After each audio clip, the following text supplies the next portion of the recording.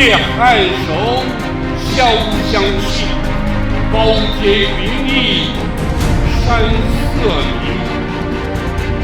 常念英魂，绵山野，永怀烈士，秉忠义。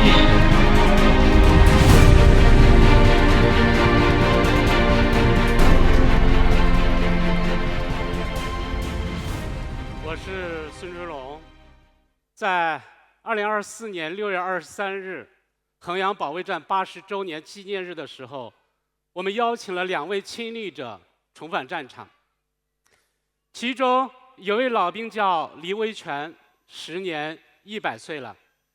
黎维全当年是团部的传令兵，在枪林弹雨中穿梭于团部和阵地之间。我想，他一定知道很多这场战争的细节。我带着摄影师去访问他，但遗憾的是，李老张了张嘴，没有说出一句完整的话。走出李老房间的时候，我的内心里面满是悲凉。根据我们的统计，衡阳保卫战的幸存老兵已经寥寥无几，而这段历史还有很多的国人不知道。我在想，我们要筹建一个衡阳1944的展览馆，把历史的真相告诉我们的后代。我们很快行动起来，让我们激动的是，就在这个地方，衡阳1944街区的业主湖南传奇文旅给我们提供了一个永久性的一个免费的场地。这个场地仿建的就是当年的中央银行衡阳守军的指挥部。那是在暑假的时候，我带着我的团队来到这里，在还是一片建筑垃圾的工地上，开始了我们的直播筹款。那一天，我做了整整4个小时的直播，我热到虚脱。但让我失望的是，我们仅仅筹到2000多块钱。我无比的沮丧，我甚至在犹豫，还要不要坚持下去。快来看看，这里这个可能是个头骨，你看这都是骨头渣，这些我们都要收起来。很年轻的，大概就是应该是18到20岁。你藏在那一层遥远的泉台好逑，潸然又涨帆，一夜浮萍更楼端，靠这些微弱的光亮，人们留下往日错过的渡口，来时未尝的闲谈。好了。这个就是子弹贯穿的痕迹，这真是历史的见证。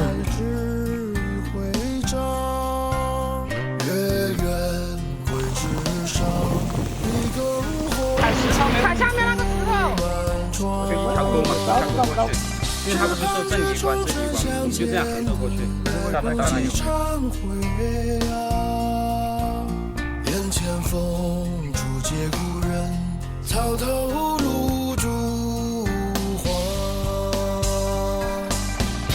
我在流光的走着里写下经典白日。快走！我带你回家。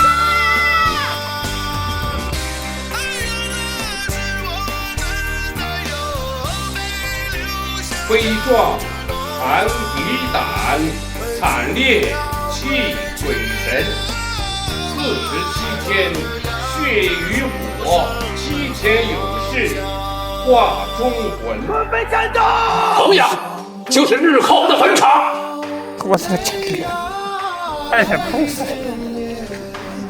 80多年了，我们全家人都在找你。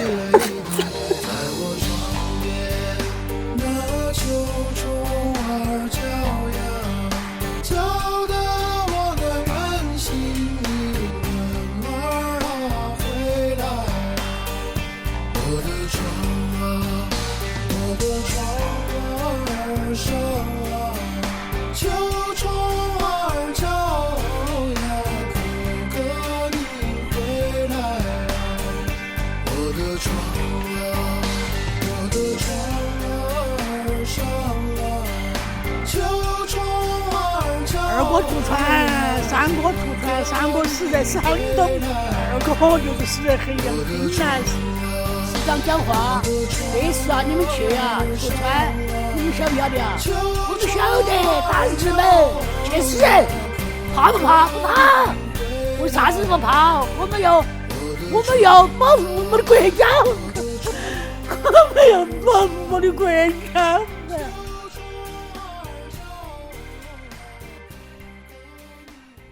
就在我无比沮丧的时候，我突然收到一个微信，对方说他是一名水电工，他可以义务给我们的场馆做水电。这个陌生人的微信让我无比的微暖。这么多年来，我就是在这种放弃还是坚守之间不停地在抉择。但是在每每我心灰意冷的时候，我总是能看到很多的热心人给我燃起的一道亮光，让我满血复活。我知道我不能放弃，也无法放弃。我就是那个给孙老师发微信的水电工。我来自江苏顺义的农村，我也是2个孩子的爸爸。我并不了解抗战，我知道孙老师做的事情是正确的事情。我们每一个人都应该尽自己的能力去帮助他，这也是我的荣幸。就在我重新有了希望的时候，我收到大洋彼岸的一封邮件。一位80岁的老人告诉我，他说：“我叫徐香恒，湘是湖南的湘，衡是衡阳的衡。”他说：“你知道我的名字，就应该知道我是一个有故事的人。”这位老人的讲述，让我回到了1944年的衡阳。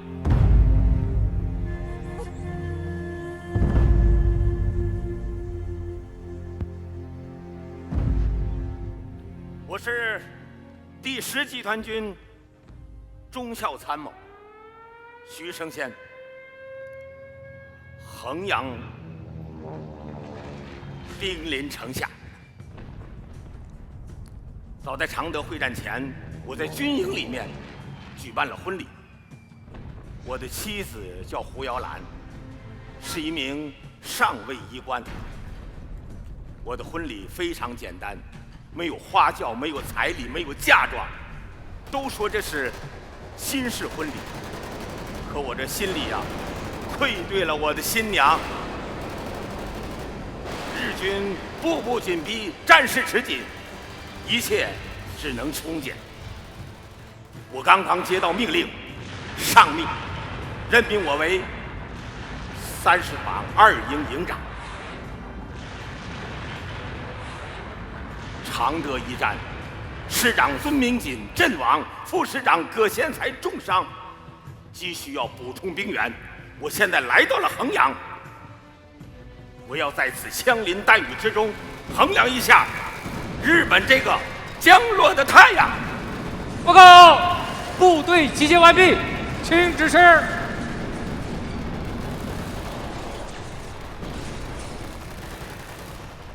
青年的弟兄们，我部接到命令，固守五桂岭，五桂岭是衡阳的门户，也是我们必须坚守的阵地。青年的弟兄们，国家的命运、军人的名誉、个人的前途，都在此一战。我们要为在常德会战中阵亡的将士报仇。为师长报仇，是与衡阳共存亡。亲爱的弟兄们，我们脚下的这片土地，是我们的家园，也是我们的荣耀。作为一名军人，我们从来不怕牺牲，我们只怕愧对了国家和人民。衡阳一战，我们要让日军知道，我们中国军人的血性和坚强。誓死不做亡国，是与衡阳共存亡。我是蒋洪熙。打这场仗之前，我是个警卫参谋，原本能留在大后方，但是我跑去找方军长，告诉他我要上前线。方军长知道说不服我，所以我现在的身份是守军第10军30团2营5连连长。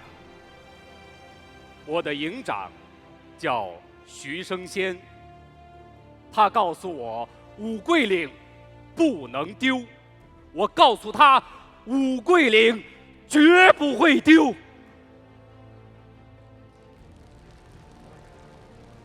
这是我打的第1仗，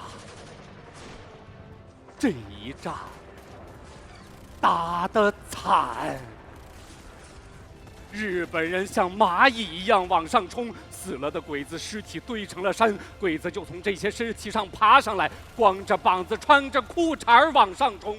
我们的机枪一扫倒下一片，后面一排排的又冲上来，你不杀他，他就要杀你，杀的眼睛都血红血红的，人都看不清了。唯一认清敌人的办法就是认衣服，日本人穿的是卡其布衣服，中国人穿的是粗布军服，只要是卡其布的就杀。我也把衣服脱下来，光着膀子跟鬼子干。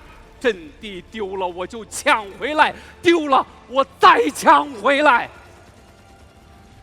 抢一次，我的弟兄们就倒下一批；抢一次，我的弟兄们就倒下一批。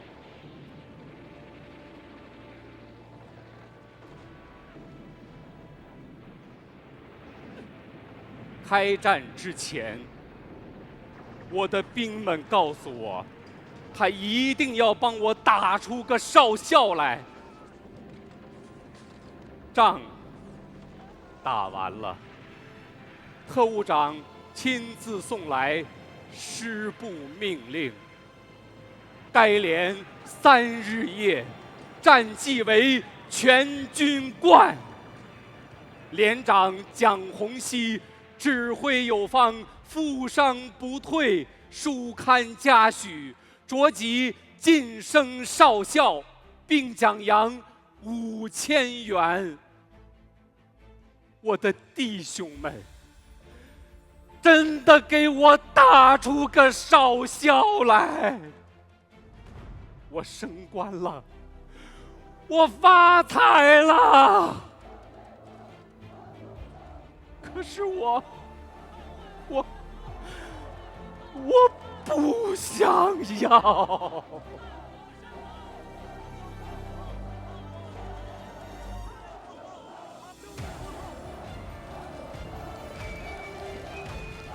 我把这些故事都记在了我的战地日记里。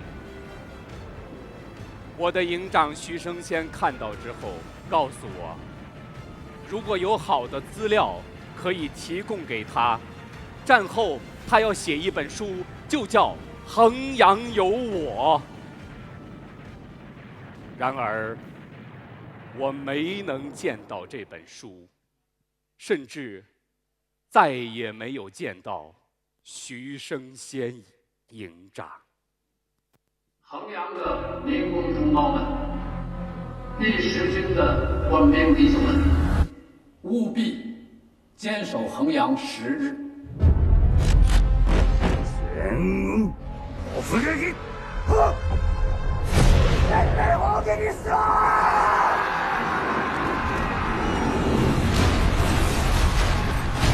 准备战斗！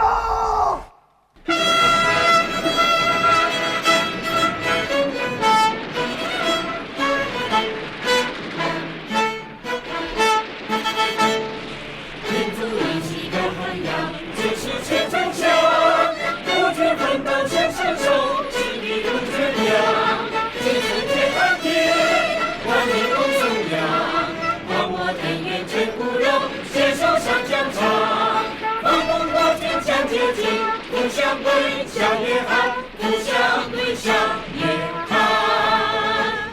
誓死不当亡国奴！誓死不当亡国奴！誓死不当亡国奴！誓死不当亡国奴！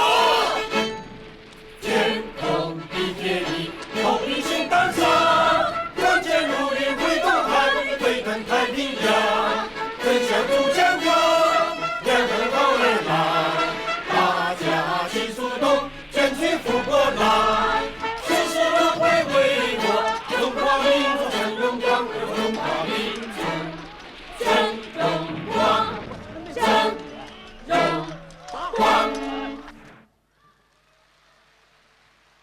康江老兵马玉龙，我是他的大儿子。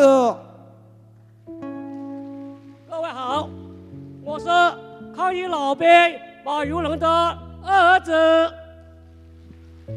大家晚上好，我是抗战老兵马玉龙的第3儿子。我的父亲眼睛是到衡阳保卫战之中受伤的，还有腿、屁股几次大受伤的。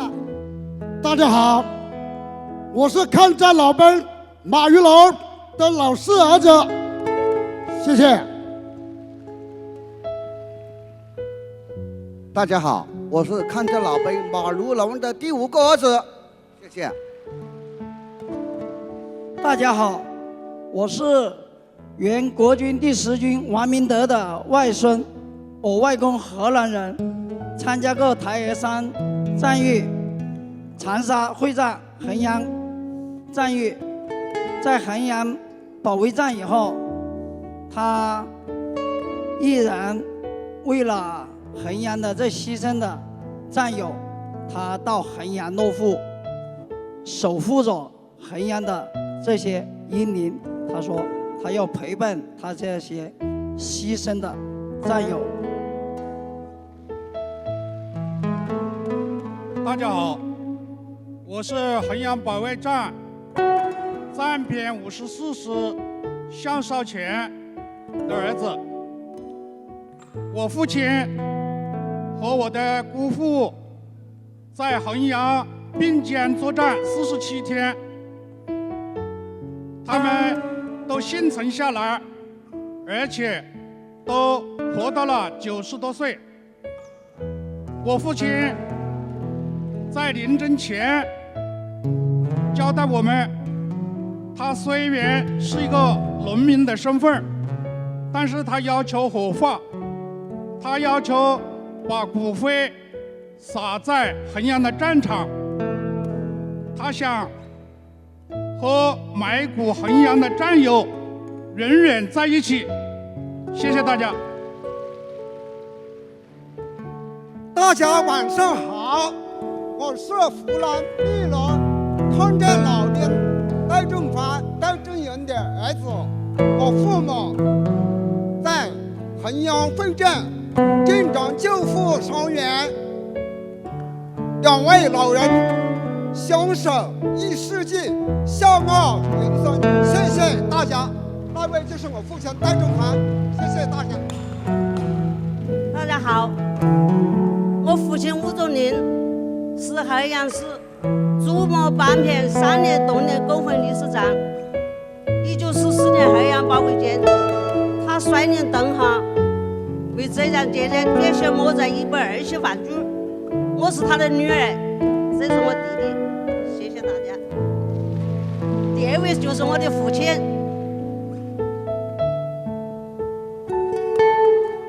我是战边54师师部参谋姚桂明的孙子。1944年8月7日傍晚，我祖父牺牲于衡阳湘江东岸铁路门码头。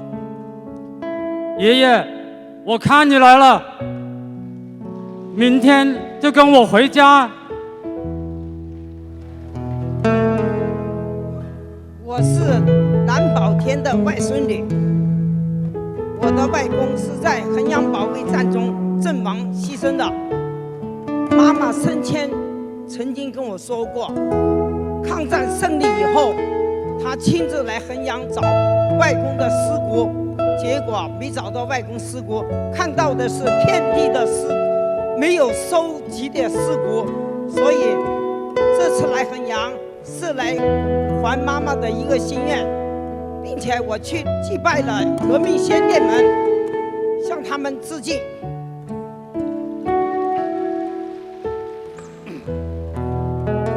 我是彭继泽，我是马光明先生的外甥。我的外公呢是一个中国老兵，他出生于1910年，他参与了北伐以及随后的国内的各场战斗，从淞沪会战开始，一直到衡阳保卫战，他全程参与了。1944年，他以44岁的高龄参加了衡阳保卫战，他坚持到了最后。大家晚上好，我是李世玉的侄子，80年了，今天来祭拜他老人家。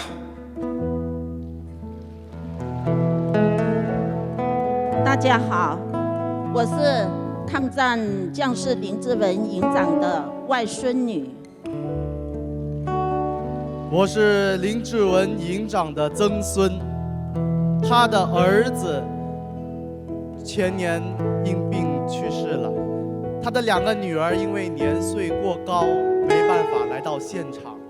我们家人找了他很多年，今天我和我的姑姑代表林志文的家属们来到现场，我们来带他魂归故里，我们来带您回家。林营长，我们回家啦！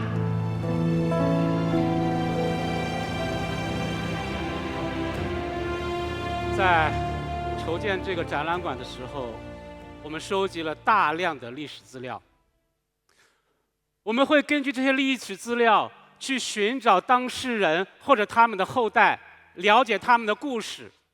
就在我们收集的资料中，我看到这么一条线索：在衡阳保卫战的时候，有2位营长，他们来自安徽，他们同样是黄埔军校的同学，一位名叫侯树德，一位名叫王金鼎。在大战之时，他们有一个约定：如果一方战死了，另外一方要带他回家。一语成谶，王金鼎战死了。我们一直想知道的是，他有没有回家？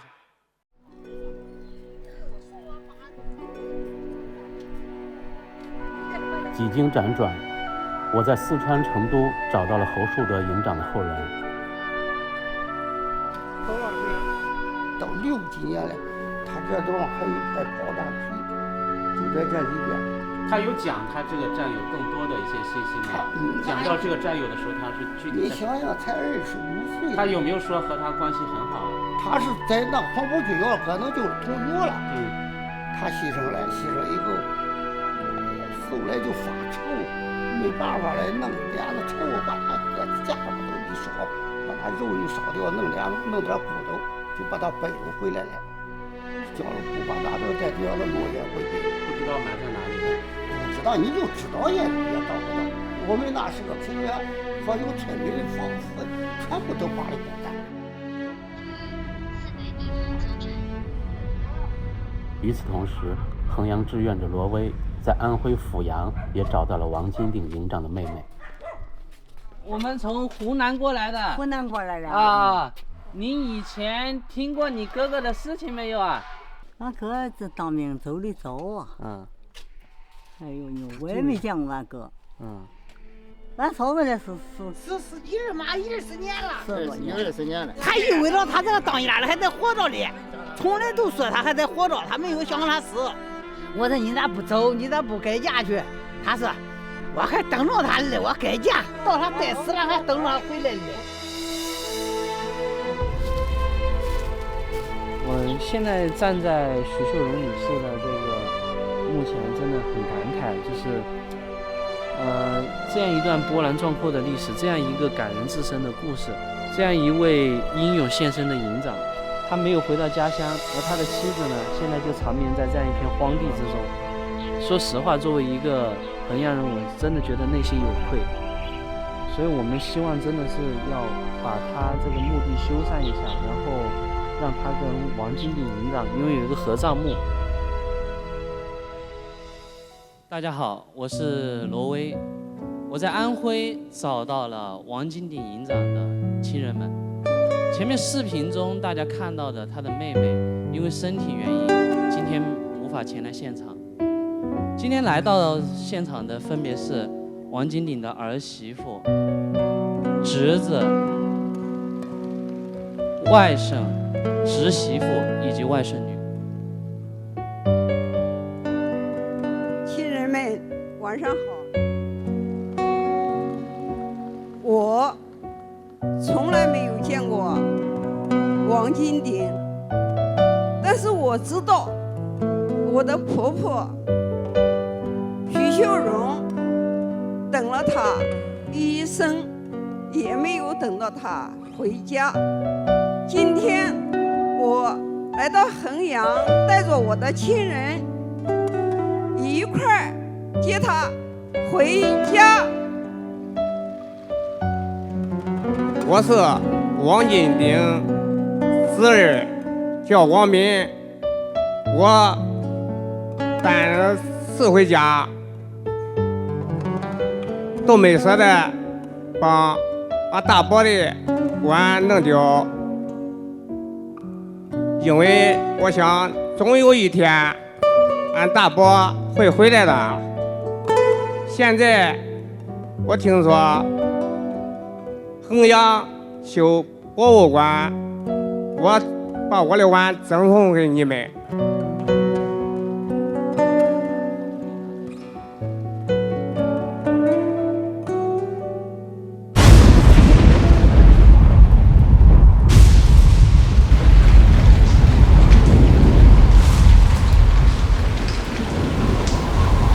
告诉我们守了几天了？队长，下雨了！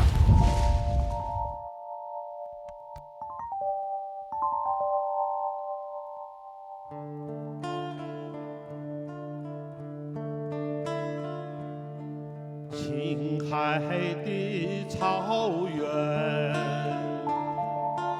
一眼看不完。喜马拉雅山，峰峰相连到天边，古森和纤纤，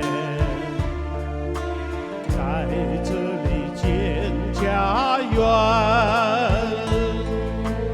风吹雨打中，送礼5000年。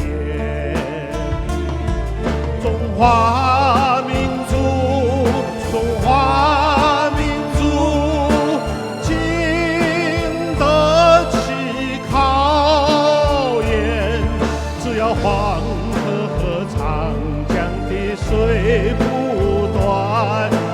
华民族，中华民族，千秋万世，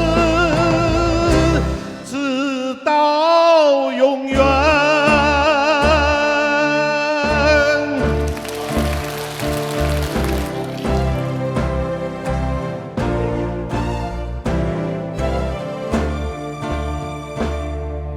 青海的草原，一眼看不完。喜马拉雅山，峰峰相连到天边。无声和弦弦，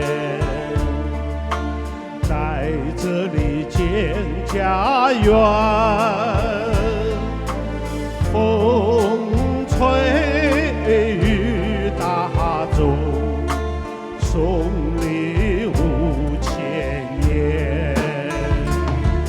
中华民族，中华民族，经得起考验。只要黄河和长江的水不断，中华民族，中华民族，千秋万世，直到永远。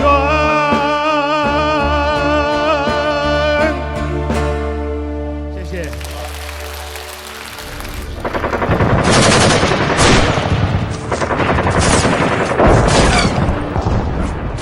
亲爱的姚澜，衡阳，我们已经守了22天了。有可能，这是我写给你的最后一封信了。现在2营的2个连，剩下的不到1/10了。你还记得那个叫于七烈的傻子兵吗？他憨憨的，连枪也不会使，但他的力气特别的大，扔手榴弹扔得很远，炸得敌人血肉横飞。他的连队全部阵亡。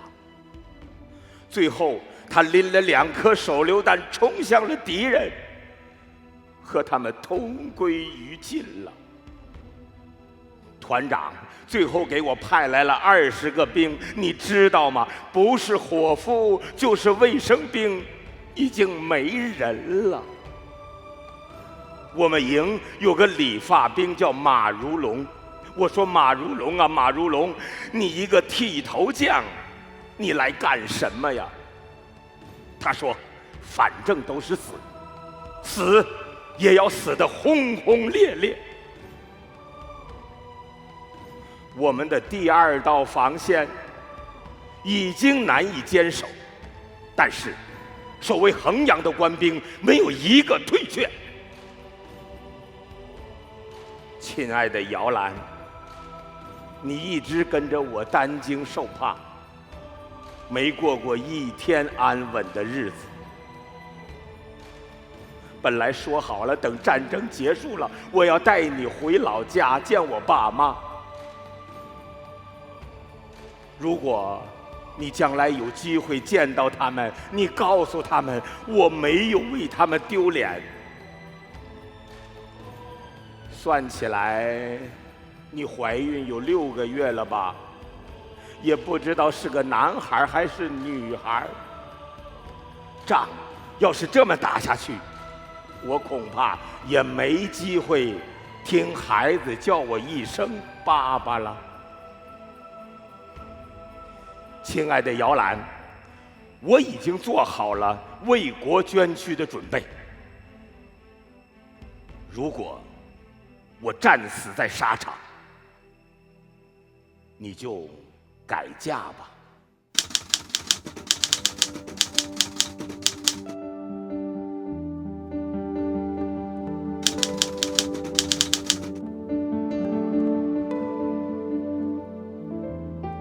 亲爱的神仙，我们的孩子出生了，是一个女孩，我给她起了一个名字徐香恒。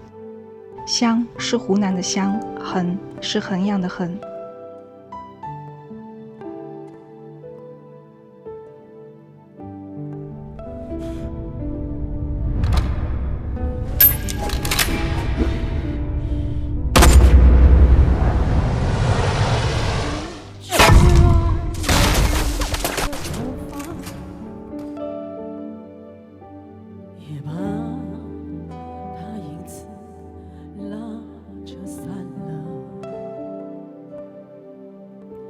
多想啊，也把我带着走啊，就算虚度也不怕。他说我心里有个宝啊，千万别把它给毁了，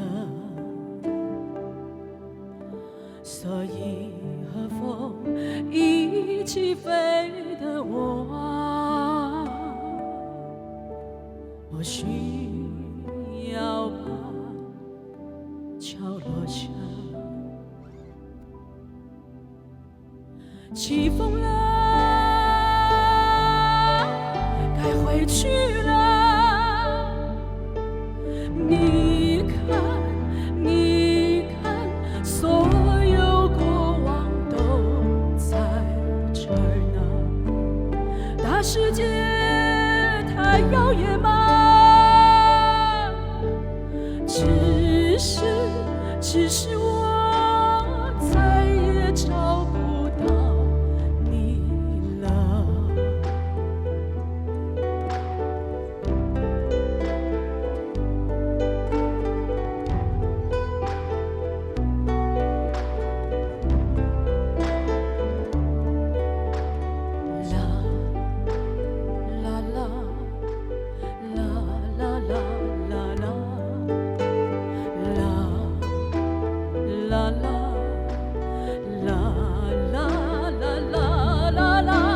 起风了，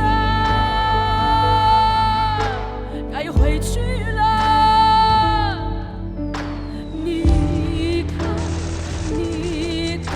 所有过往都在这儿呢。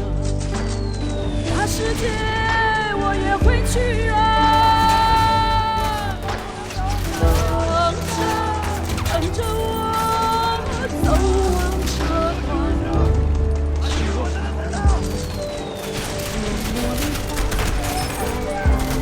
还和着他听的歌，我还在唱着呢，直到他的苦衷变成了我的。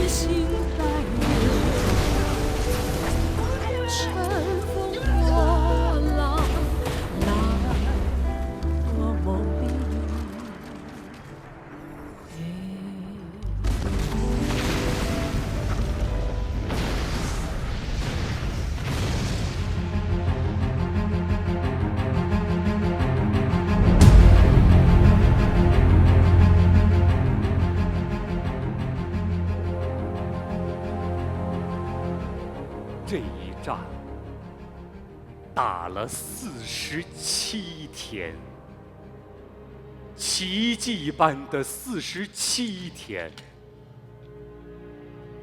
我还活着，但已经是个废人了。第一次，我头部中弹没下火线；第二次，我被炮弹炸伤，全身伤8处，被抬到了医院；第3次，我从医院的病床上爬下来，再上战场，右腿被打断。负伤不到3，枉吃钱粮是汉奸。我没当汉奸。本军坚守40余日之久，可谓打破历史上守城之纪录。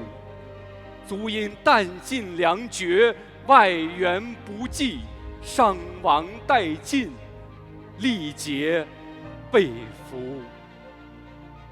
虽云师土莫失，敢为非战之罪，站在军人守土卫国之立场，自信可告慰无愧于袍泽。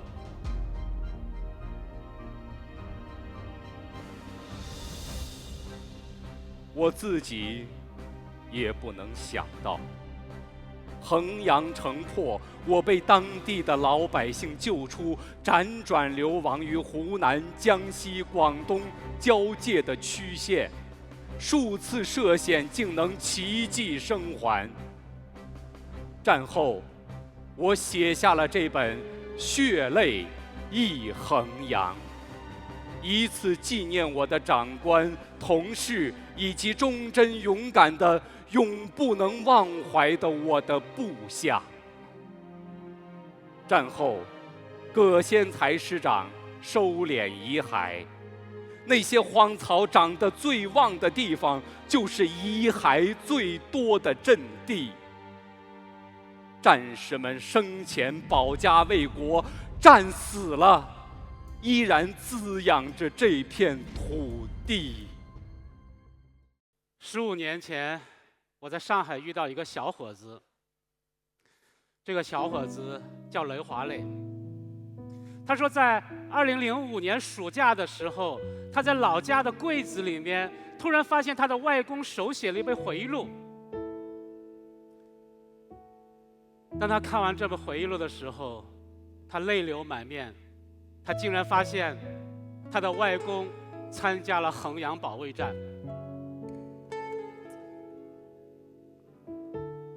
他多处托人将这本书出版。这本书名叫《血泪忆衡阳》，他的外公就是连长蒋洪熙。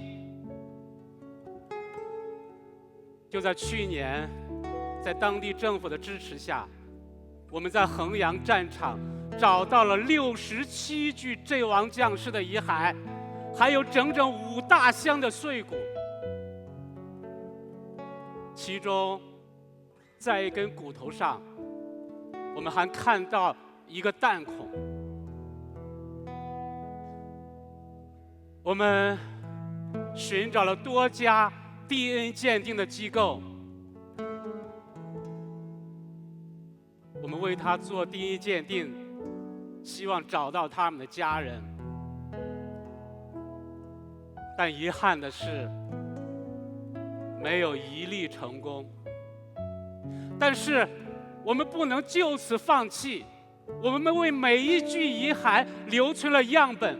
我们希望将来有一天技术成熟的时候，我们可以找到他的家人，带他回家。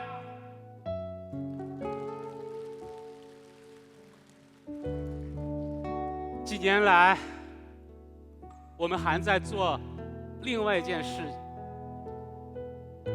收集那些阵亡将士的名单。在志愿者的努力下，我们收集了整整1000名在衡阳战场上阵亡的官兵。我们需要记住他们的名字，我们需要向他们表示一份致敬。请全体起立。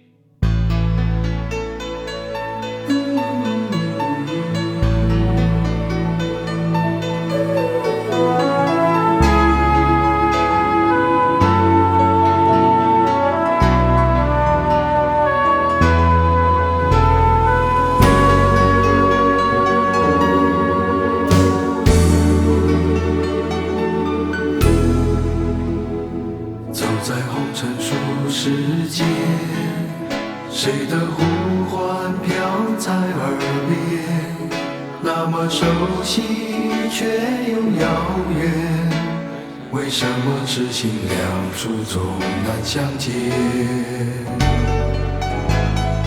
徘徊在起风的午夜，谁的叹息飘在风间，那么无奈却又无悔，多少前世残梦留待今生缘。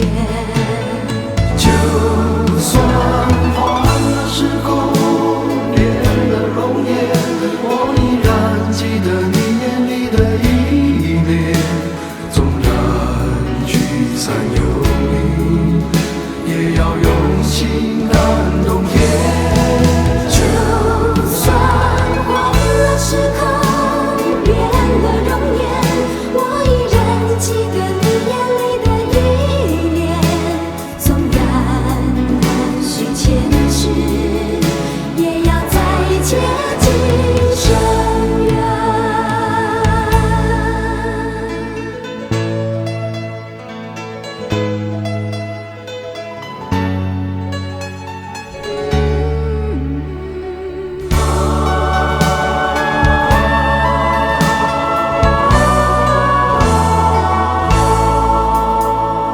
走在红尘俗世间，谁的呼唤飘在耳边，那么熟悉却又遥远，为什么痴心两处总难相见？徘徊在起风的午夜，谁的叹息飘在风间，那么无奈却又无悔，多少前世残梦留待今生缘。就算换了时空，变了容颜，我依然记得你眼里的依恋。纵然聚散有离，也要用心感动天。就算换了时空，变了容颜，我依然记得你眼里的依恋。纵然难续前世，也要再接今生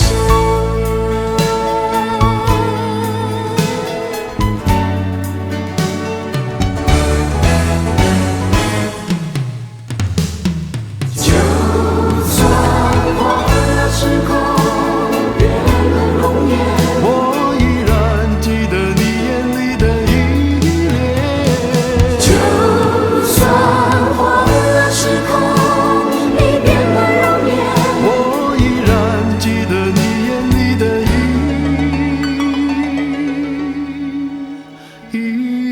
恋。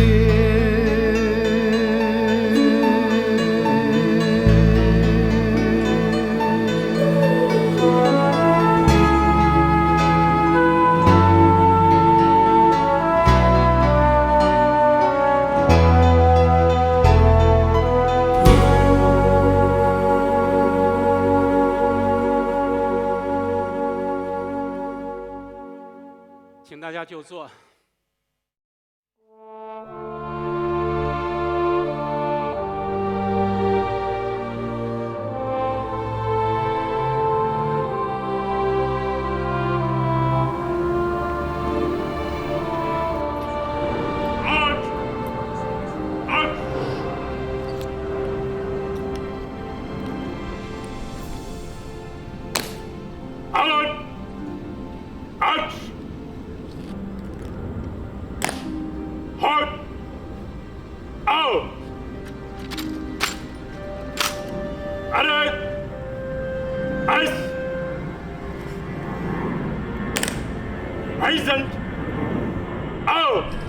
我亲生父亲去世的时候，我在我母亲的怀里，大概还不到6个月，不到4岁送人，不久呢又把我送回去了。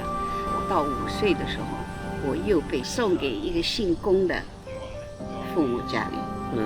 我15岁的时候，我养父养母先后去世了。后来我母亲来看我以后，她就把我领回去了。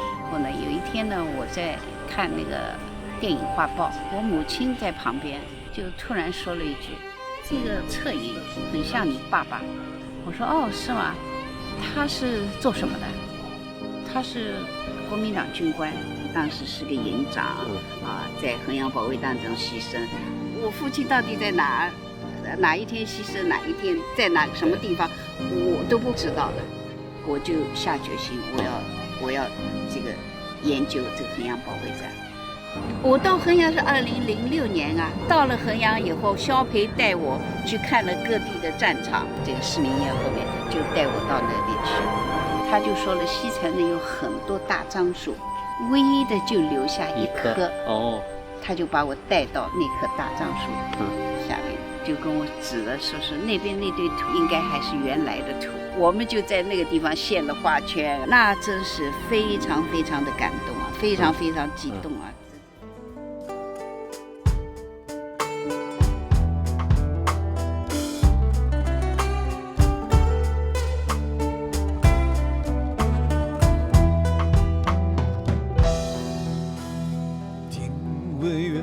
有你，东伸跋涉千里，追逐沿途的风景，还带着你的呼吸，真的难以忘记关于你的消息，陪你走过南北东西，相随永无别离。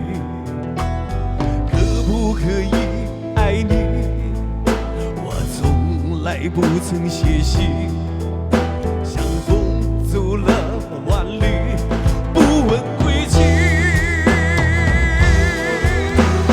吹过你吹过的风，这算不算相拥？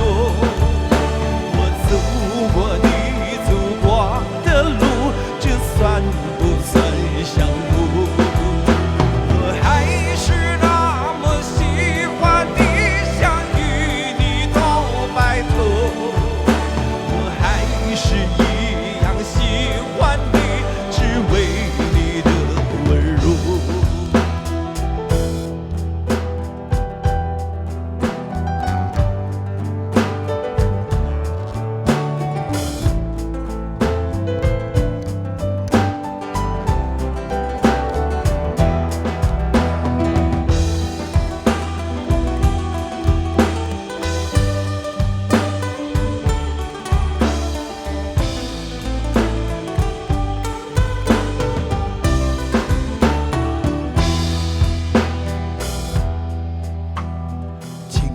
问远方有你，东伸跋涉千里，追逐沿途的风景，还带着你的呼吸，真的难以忘记关于你的消息，陪你走过南北东西，相随永不别离。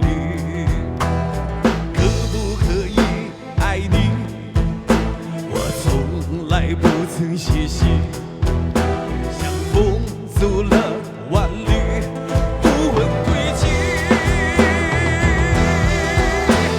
吹过你吹过的风，这算不算相拥？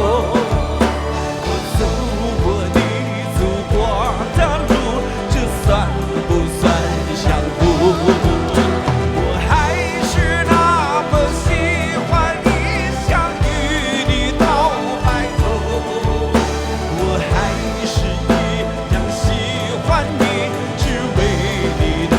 温柔，吹过你吹过的风，这算不算相拥？我走过你走过的路，这算不算相拥？我还是那么喜欢你，想与你到白头。我还是那样喜欢你，只为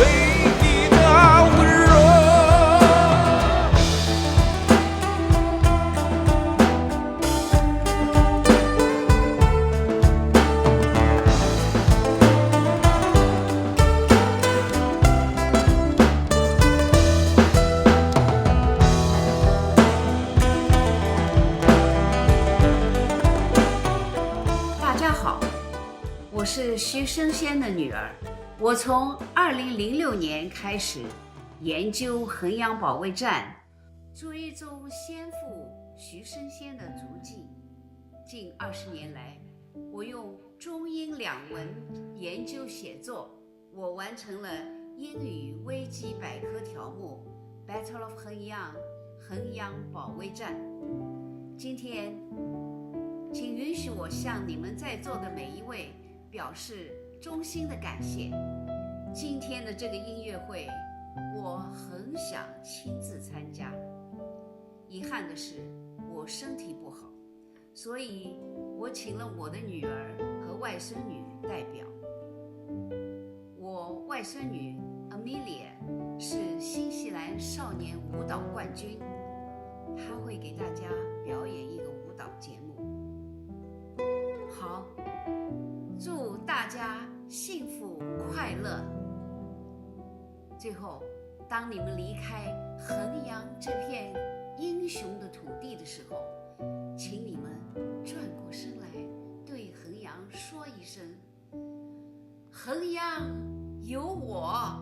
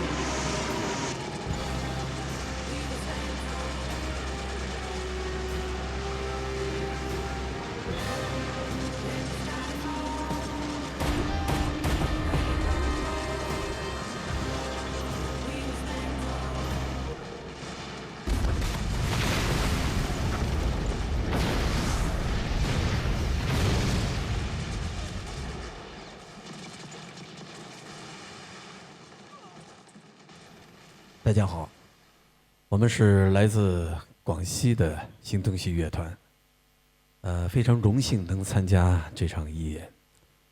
记得在策划这场演出的时候，孙老师请我为徐生先营长去写一首关于他的歌。我想了很久，然后找到了徐营长在1942年写的一首诗。我要告诉你一个胜利的消息。于是就有了这首歌，把这首歌送给徐生先营长和他那些逝去的战友们。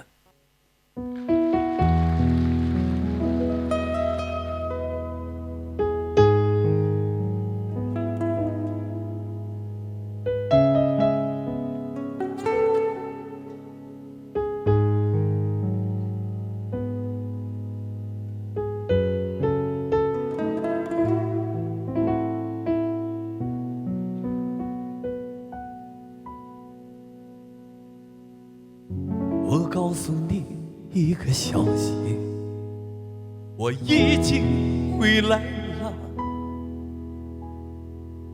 抚摸着陶醉的心跳，我带来西方的尘土。我告诉你一个消息，我已经回来了。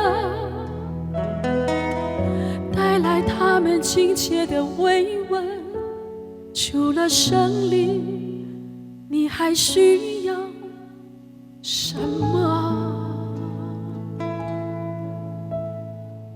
大后方有钢铁的吼声，有明亮的火炬，有燃着比硫化还明的年轻的热烈的心。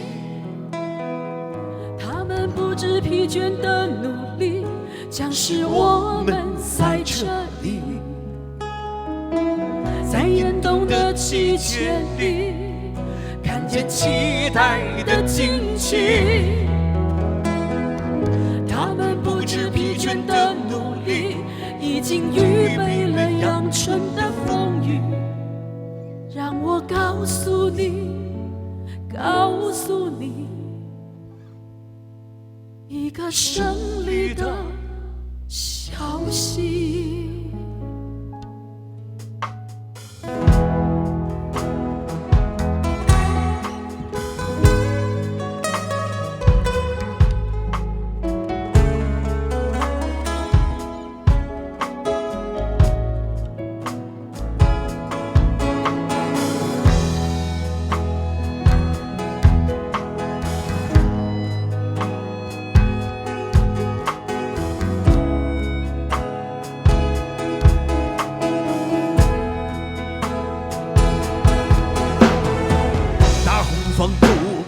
的吼声，有明亮的火炬，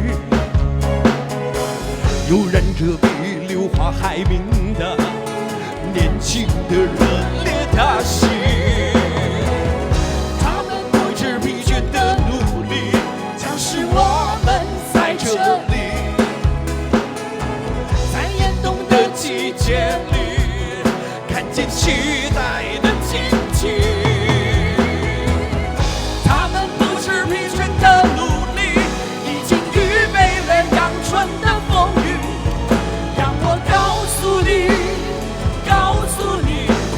胜利的消息，他们不知疲倦的努力，将使我们在这里，在严冬的季节里，看见期待的惊奇。他们不知疲倦的努力，已经预备了阳春的风雨。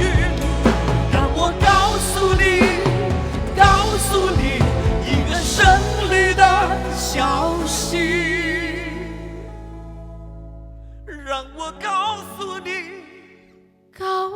你一个胜利的消息。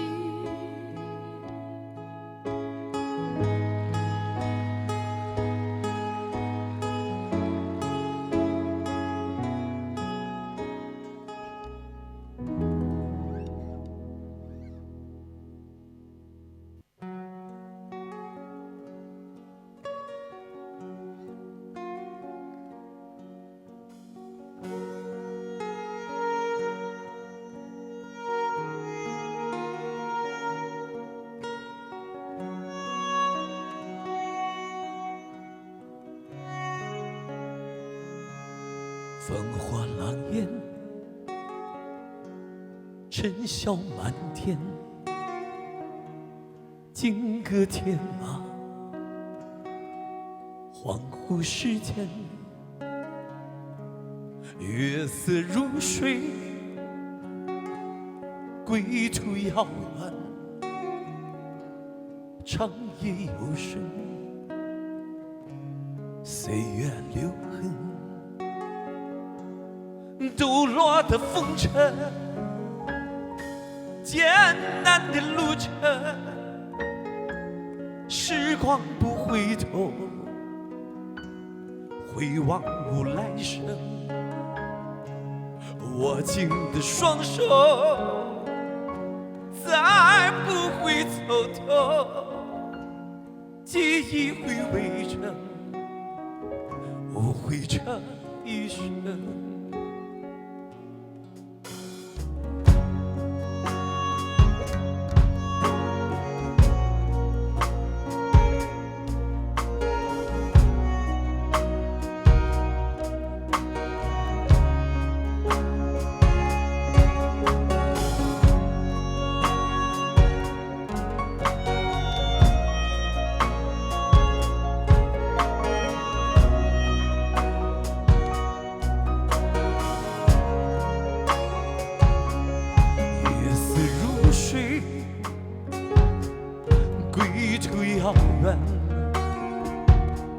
长夜幽深，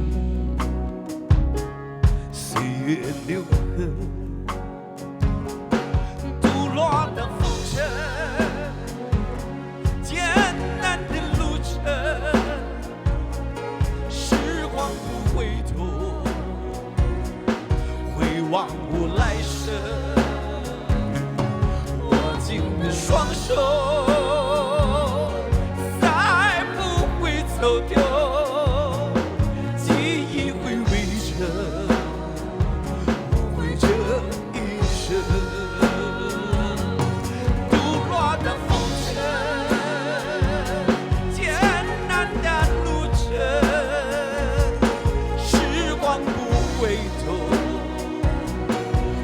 望无来生，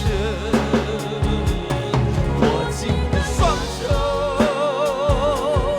再不会走丢，记忆会回尘，无悔这一生。啦啦啦啦啦，啦啦啦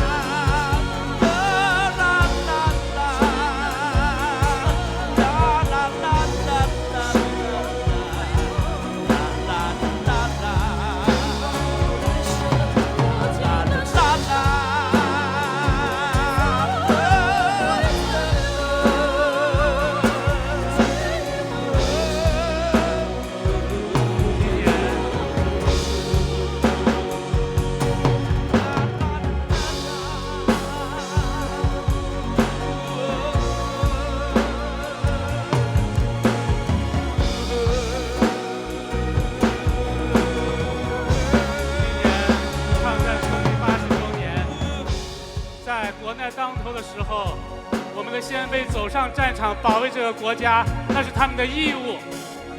今天守卫历史真相是我们的责任。今天的演出，我们所有的演职员都是老兵的后代或志愿者。或许我们不够专业，但是我们一定用心。接下来，我想特别邀请湖南传奇文化有限公司董事长陈宗兵先生，正是因为他才有了今天。同时，我们邀请湖南省政协副主席、湖南省民革原主委刘晓先生向陈松兵先生颁发感谢状。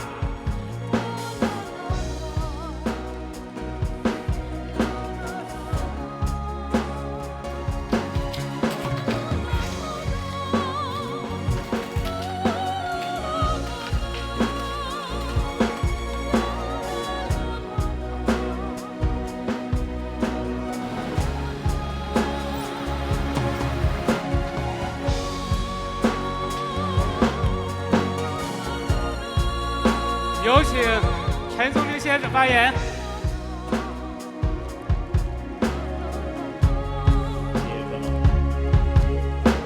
我是这个小镇的投资人、传奇文化的创办人陈松兵，非常欢迎为此刻的各位朋友和志愿者和捐赠人，以及咱们这么多先烈的后辈到衡山脚下。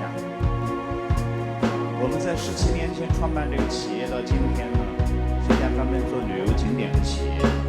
大家看了我们这个小镇投资的这个规模，好像挺大，其实覆盖很大。但是听说春农的这个想法和事业以后呢，我们选择还是尽我们所能，参与到这个公益的事业里面。以前呢，我们一直认识鼓舞虚，觉得做企业、做个人，都是等到你功成名就的时候，我们才去做一些有意义的事情。其实可能也许没有那一天。所以我们觉得还是及时参与到这些正义的事业里面。其实做一件正确的事情，做一件好事呢，不难。但是像春农这样坚持20年如一日，做了一份伟大的事业，也很了不起。在这边呢，我向春农和为爱值的小伙伴们表示致敬。也向呢这么多年对支持他们的、信任他们的企业捐赠志愿者致敬。最后再次向衡阳保卫战咱们这些先烈的先烈和先烈的后人致敬。谢谢大家。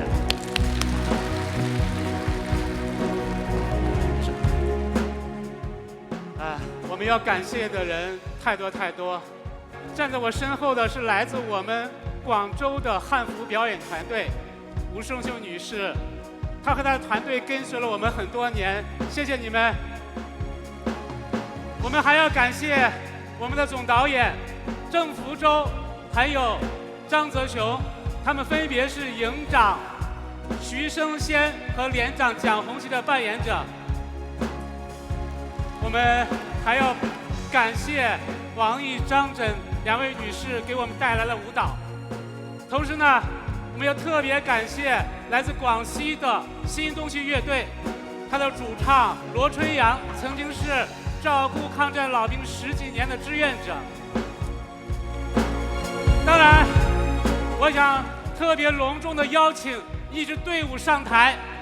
在80年前，他们的先辈整齐地来到了衡阳，在80年后，他们的后代来到衡阳，欢迎老兵的后代们。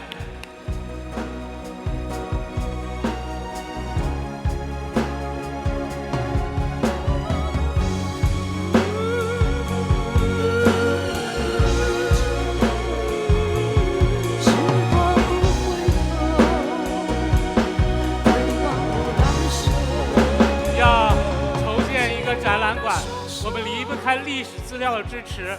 在今天的屏幕上，我们可以看到有一个名字无数次的出现，他就是衡阳保卫战的历史研究学者肖培老师，还有范林，还有90后的罗威，他们是3代人。历史的传承就是需要他们这一代一代的共同去努力。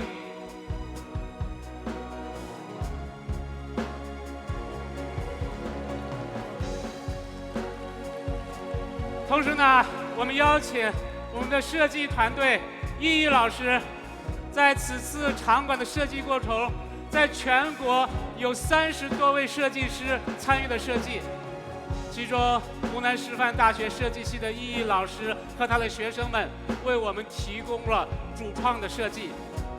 同时，我们还要欢迎为我们捐赠消防设备的刘丹先生也是我们一直的一个支持者，同时还有我们的江建，我们的水电工，还有我们的项目的负责人王斌。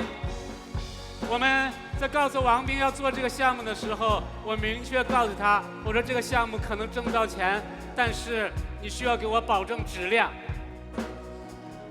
其实要感谢的人还有很多很多，还有我们的为我们活动赞助饮用水的青海泉，他们的水的品牌叫沁潇香，它长期为我们公益机构以及这次活动提供了饮用水，谢谢你们。其实还有很多很多我们都需要感谢的，因为对于我们一个公益机构来说，我们活下去、发展下去的唯一的动力来源，就是因为你们的支持。但是时间所限，我没有办法一一说出你的名字。在做这个事情近20年的时间里，我们在全国有将近2000万的捐助者，我向你们深深的鞠躬。今天的活动在忠烈祠举行活动的时候，我们可以看到有40多个小朋友们上台，然后他们在忠烈祠毕恭毕敬的样子，让我们感觉到真的是内心特别的温暖。历史的传承就需要我们的下一代人的努力。好，小朋友们上台。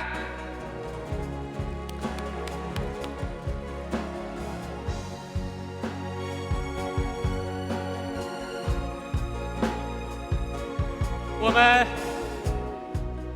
给我们的支持者做了一个证书，这个证书呢叫援军证书。在1944年的时候，衡阳的守军最终没有等来援军，但是今天呢，我们就是历史的援军。在1944年，衡阳有他们，今天衡阳有我们，衡阳有我。音乐故事会到此结束，谢谢你们。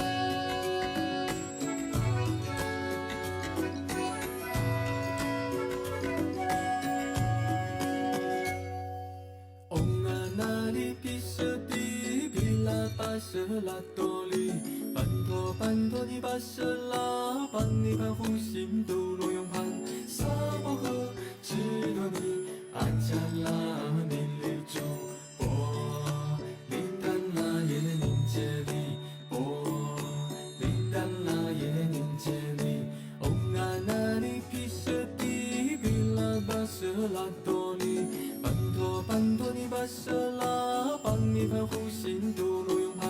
沙漠河知道你阿加拉尼里住，波里丹拉耶宁杰里，波里丹拉耶宁杰里。